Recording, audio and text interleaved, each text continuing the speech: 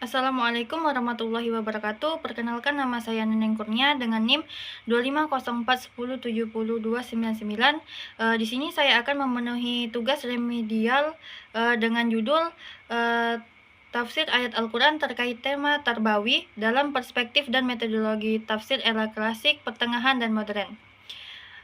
Terkait pembahasan tafsir Al-Quran dalam tema Tarbawi, pada dasarnya kita sedang melihat bagaimana Al-Quran dipahami sebagai sumber tafsir pada era klasik, pertengahan, hingga modern, menunjukkan perkembangan secara pandang ulama terhadap pendidikan. Meskipun sumbernya sama, Al-Quran, tetapi pendekatan, penekanan, dan metodologinya mengalami perubahan sesuai dengan kondisi zaman.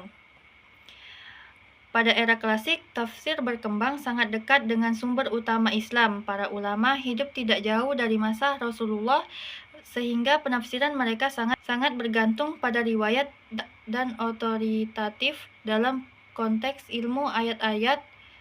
Ayat-ayat ini berkaitan dengan pendidikan, dipahami sebagai bagian dari proses pembentukan manusia yang berlandaskan wahyu.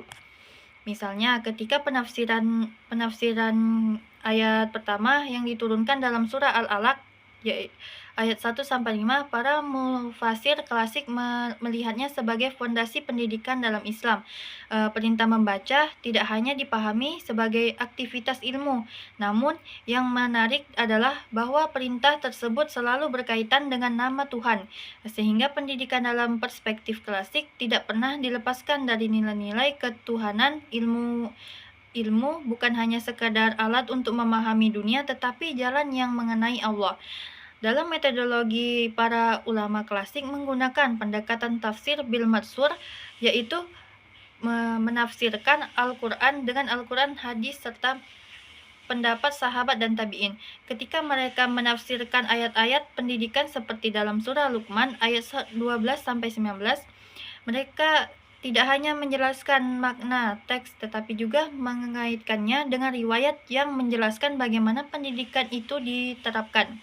Kisah Luqman dipahami sebagai model pendidikan keluarga, di mana penanaman tauhid menjadi prioritas utama, diikuti dengan pembentukan akhlak dan kebiasaan ibadah. Selain itu, pendekatan bahasa juga menjadi bagian penting dalam metodologi klasik.